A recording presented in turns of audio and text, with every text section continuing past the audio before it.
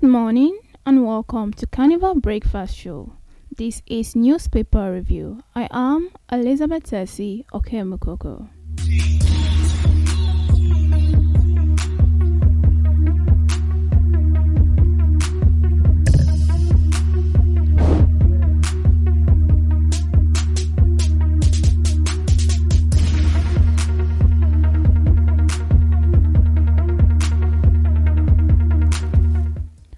We have news from the Punch newspaper, The Nation, The Vanguard, and the Daily newspaper.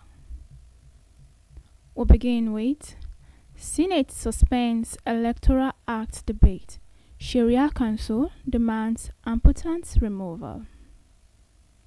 The Senate on Wednesday deferred consideration of the Electoral Act 2022, Repeal and Enactment Bill 2026, opting to subject the proposed amendment to further scrutiny before taking a final decision. The decision followed deliberations on the report of the Senate Committee on Electoral Matters during plenary, held at the absence of the committee chairman, Senator Simon Lalong. Lawmakers resolved to step down debate on the report to allow senators more time to study the bill, with consideration now considered to resume today, Thursday. In addition, the upper house chamber agreed to reconvene in an exclusive session to enable closed-doors discussion on sensitive aspects of the proposed electoral reforms, reflecting concerns over the far-reaching implication of the legislation. Although the House of Representatives has already passed the bill, the Senate stressed that there is need for more deliberation to review the process. The Senate President, Godswill Akpabio, underscored the importance of caution, particularly as preparations for future elections intensified. This news was sourced from the Punch newspaper. Senate suspends Electoral Act debate. Sharia Council demands impotence removal.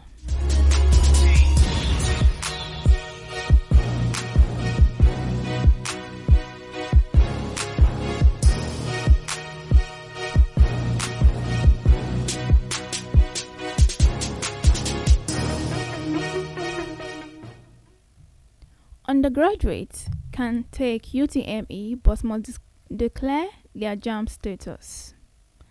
The Joint Admission and Matriculation Board has stated that candidates who are already enrolled in tertiary institution may re-register for the 2026 Unified Tertiary Matriculation Examination and Direct Entry, but must formally declare their matriculation status. Otherwise, they risk losing both admissions. The clarification was contained in a statement issued on Wednesday by the board's public communication advisor, Dr. Fabian Benjamin, who said the directive has been misrepresented by individuals who he described as self-styled education advocates, leading to confusion among candidates and parents. He noted that such misinterpretation often emerge at the start of every registration cycle, accusing some commentators of spreading false narrative without properly understanding the guidelines.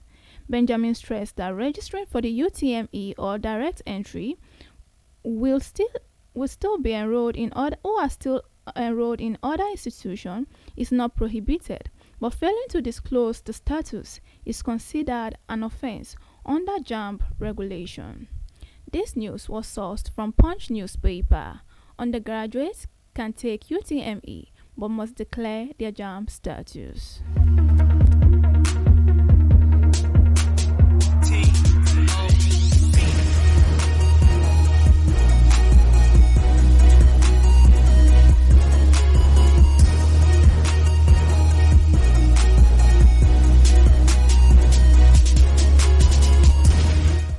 Still on education, VC lauds federal government over approval of takeoff grants. The Vice Chancellor of Federal University of Technology and Environmental Sciences, Inyekiti, Professor James Olugbenga, has lauded President Bola Ahmed Tinubu for approving the take-off grant for the new university, describing the intervention as timely and strategic.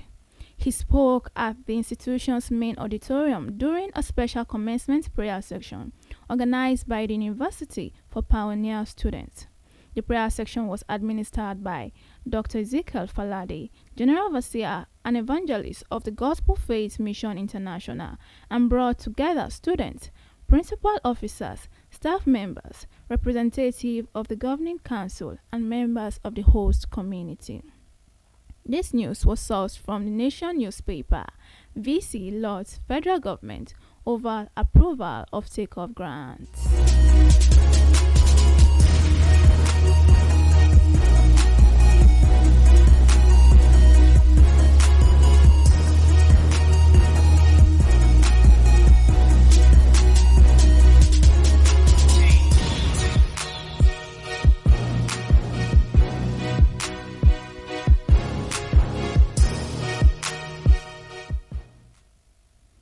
Away from education, Lagos government police under fire over tear gas, arrest of demolition protesters. The human rights organizations, civil society activists, and social media commentators have criticized the Lagos State Police Command and the Lagos State government over the arrest of protesters and the use of force against residents demonstrating against the demolition of their home across parts of the state on Wednesday. The outrage followed the deployment of tear gas by police officers to disperse hundreds of protesters who converged at Ikeja to express opposition to what they describe as forced eviction carried out without adequate compensation or resettlement plans. The protests, which began in the early hours of the day, gathered momentum at the Ikeja under the bridge, where participants assembled before proceeding towards the Lagos State House of Assembly complex in Alausa. At various points during the demonstration, protesters called on the government to provide clear relocation and arrangements if demolitions were unavoidable, and to compensate families who reportedly lost relatives during previous demolition exercise. This news was sourced from the Daily Post newspaper. Lagos government, police under fire over tear gas, and arrest of demolition protesters.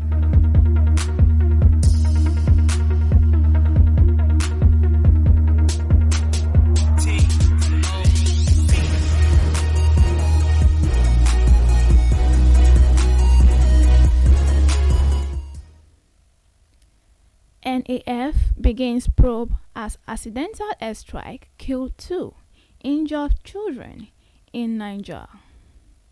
Following the reported killing of 2 residents in Kurugi community and injury of 6 others by a military aircraft during operations against bandits in Niger State, the Nigerian Air Force has activated an investigation team to probe the incident. Residents had said a surveillance military helicopter hovered over the community for several minutes before opening fire. According to source, the gunshot struck residents in their home. One of the residents, Suleiman Sanusi, said the incident has heightened fear in the area, forcing many of the people to flee from their homes to Bangui town and other safer locations. He described the attack as surprising and unprovoked and called on relevant authority to urgently investigate the incidents and provide medical assistance to those injured. Reacting to the development yesterday, Air Commander Ehime, Director of Public Relations and Information, said investigations into the incident was in line with the NAF's principle of accountability, responsibility, and transparency. This news was sourced from the Vanguard newspaper. NAF begins probe as accidental airstrike kills 2 injured children in Niger.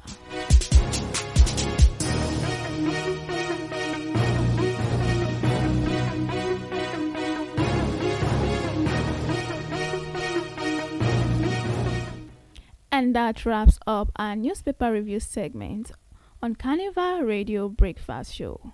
Do not forget to check out our app on the iOS and Google Play Store, and also our website at www.carnivalmedia.ng.